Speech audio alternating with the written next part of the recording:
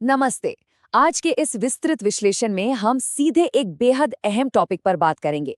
हाल ही में जो नई पश्चिम बंगाल सरकार बनी है, उसकी पहली कैबिनेट बैठक में कुछ बड़े उच्च स्तरीय नीतिगत फैसले लिए गए हैं। आज हम उसी की एक डीप पॉलिसी ब्रीफिंग करने वाले हैं।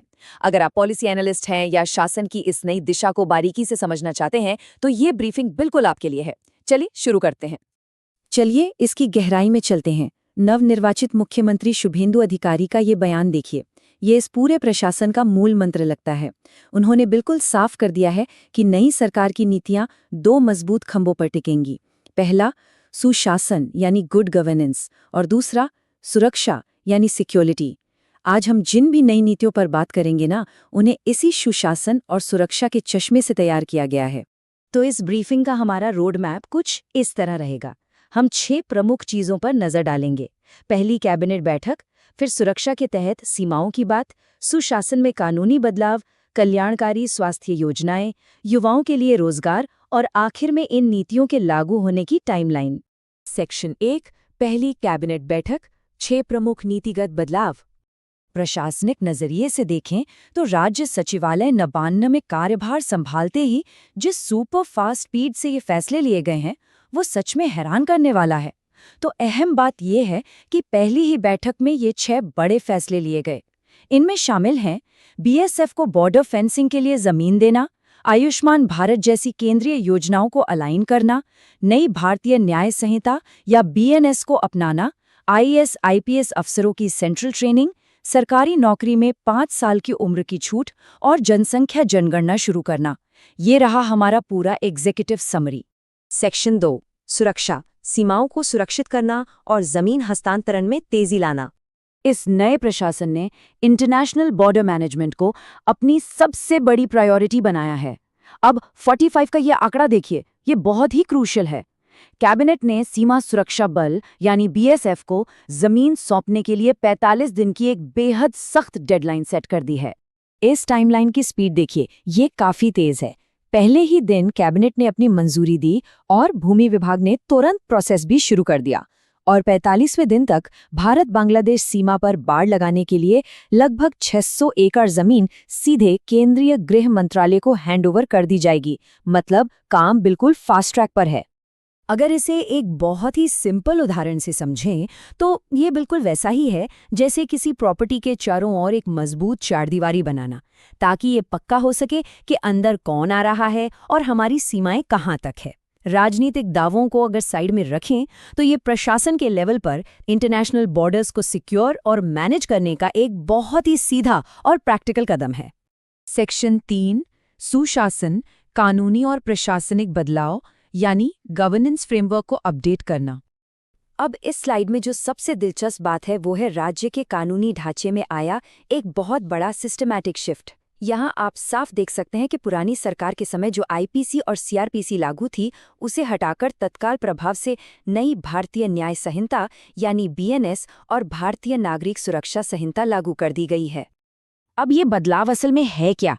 सोचिए कि आपके पास कोई पुरानी डिवाइस है और आप उसके पुराने आउटडेटेड ऑपरेटिंग सिस्टम को हटाकर एकदम लेटेस्ट यूनिवर्सल सॉफ्टवेयर इंस्टॉल कर रहे हैं। बस बीएनएस को अपनाना भी राज्य के लीगल इंफ्रास्ट्रक्चर के लिए एक ऐसा ही फाउंडेशनल सिस्टम अपडेट है। एडमिनिस्ट्रेशन के लेवल पर एक और बड़ा फैसला सिविल सर्वेंट्स की ट्रेनिंग को लेकर हुआ है। इसके 3 स्पेसिफिक स्टेप्स हैं। पहला, पश्चिम बंगाल कैडर के आईएएस और आईपीएस अफसरों की पहचान करना। दूसरा, उन्हें केंद्र सरकार के ट्रेनिंग प्रोग्राम्स में भेजना। और तीसरा, राज्य के पुलिस और प्रशासनिक कामकाज को सेंट्रल मैंडेट्स के हिसाब से स्टैंडर्डाइज करना। आपको बता दें कि पिछली सरकार में इस केंद्रीय ट्रेनिंग व्यवस्था का इस्तेमाल बिल्कुल नहीं हो रहा था। इसे अगर हम किसी कॉर्पोरेट स्ट्रक्चर के नज़रिए से समझें तो ये बिल्कुल ऐसा है जैसे किसी कंपनी के रीजनल ब्रांच के मैनेजमेंट को उसके ग्लोबल हेडक्वार्टर्स के स्टैंडर्ड्स के साथ सिंक किया जा रहा हो, ताकि पूरे सिस्टम में काम करने का एक ही तरीका हो। सेक्शन 4, कल्याण, स्वास्थ्य योजनाओं को अलाइन करना, जिसे हम डबल इंजन इंटीग्रेशन। प्रशासन का एक बड़ा लक्ष्य ये भी है कि राज्य के कामकाज को केंद्र सरकार की बड़ी योजनाओं के साथ पूरी तरह जोड़ दिया जाए। यहाँ उन खास फ्लैगशिप सेंट्रल स्कीम्स की लिस्ट है जिन्हें अब तुरंत लागू किया जा रहा है। इसमें सबसे ऊपर है आयुष्मान भारत, जो पहले लागू नहीं थी, इसके साथ ही पीएम फसल बीमा योजना, पीएम विश्वकर्मा योजना, पीएम उज्ज्वला योजना और बेटी बचाओ बेटी पढ़ाओ भी शामिल हैं। और हाँ, जिलाधिकारियों को साफ निर्देश दिए गए हैं कि वे इन योजनाओं के आवेदनों में तेजी लाएं।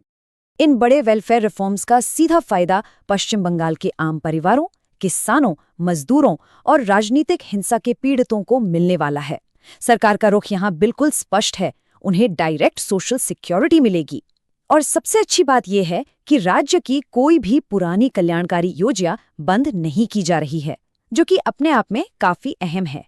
सेक्शन 5, रोजगार युवाओं के लिए अवसरों का विस्तार और जॉब मार्केट का फिर से खुलना। अब बात करते हैं रोजगार की, जिसका हाल ही में ग्रेजुएट हुए युवाओं पर बहुत गहरा असर पड़ने वाला है। यहाँ ये नंबर 5 देखिए, ये नंबर बहुत बड़ा है। ये असल में उस 5 साल की उम्र की छूट को दिखाता है जिसे राज्य सरकार की नौकरियों के लिए अप्लाई करने वाले कैंडिडेट्स के लिए मंजूर किया गया है। और ये फैसला बहुत ही शानदार ढंग से ये दर्शाता है कि इसका इम्पैक्ट कितना बड़ा होगा। देखिए, पिछले 15 सालों से भर्तियों में जो एक बड़ा गैप आ गया था, उसकी वजह से कई युवा सरकारी नौकरी की अपनी मैक्सिमम एज लिमिट पार कर चुके थे। उनके लिए ये उम्र की छूट एक ब्यूरोक्रेटिक रीसेट बटन की तरह है।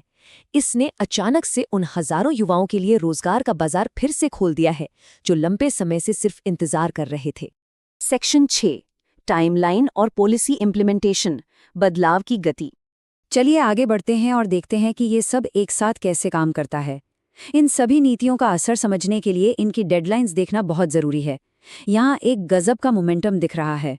पहले ही दिन से आयुष्मान भारत का रोल आउट, नए बीएनएस कानूनों का अपनाया जाना और जनगणना का निर्देश, ये सब तुरंत शुरू हो गया।